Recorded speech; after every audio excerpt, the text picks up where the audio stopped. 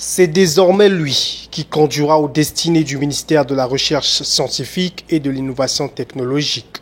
Rigobert Mabundu a été nommé ministre de la Recherche scientifique et de l'Innovation technologique, conformément au décret 2025 du 10 janvier portant nomination des membres du gouvernement.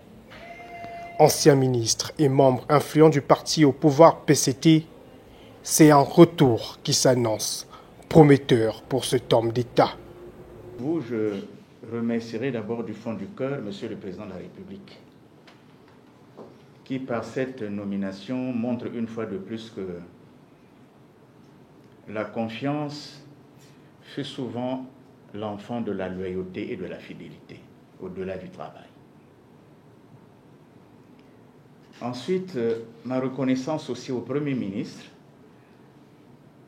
qui a bien voulu accepter de faire cette proposition. Tout à l'heure, j'ai pu apprécier les résultats que vous avez mis dans la balance du succès de la recherche.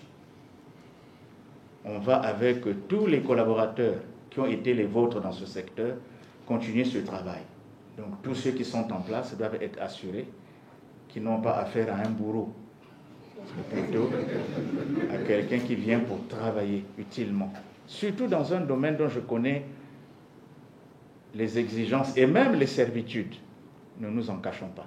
Pour continuer à planter des fleurs sur le champ de la recherche scientifique et de l'innovation technologique. Merci beaucoup. Après 4 années passées à la tête des ministères de l'enseignement supérieur, de la recherche scientifique et de l'innovation technologique, la ministre Edith Emmanuel n'a pas tari d'éloges pour remercier le président de la République, Denis Sassou Nguesso, pour la confiance placée sur sa personne. Elle a également présenté à son prédécesseur les points d'attention relevant de ce département ministériel. Je voudrais donc vous souhaiter bon vent, bonne chance dans cette nouvelle charge que vous confie son Excellence, Monsieur le Président de la République, qui est une charge exaltante. La question de l'obsolescence du statut du personnel de la recherche scientifique.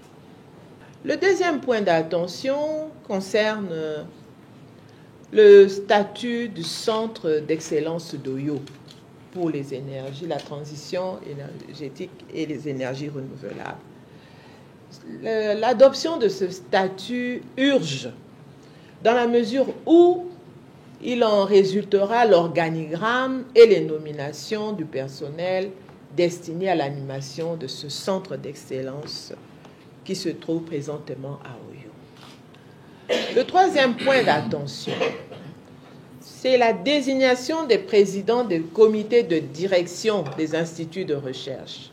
Autre question brûlante sur laquelle vous allez devoir intervenir rapidement, c'est le statut du centre de recherche sur la durabilité et la productivité des plantations industrielles qu'on appelle CERDPI. C'est au cours d'une cérémonie de passation de pouvoir que les 2 membres du gouvernement ont procédé à ce rituel. Ceci, au regard bienveillant du conseiller spécial du président de la République, chef du département éducation. Le nouveau promu place son action sous le signe de la continuité, du travail et de la loyauté envers le premier citoyen congolais.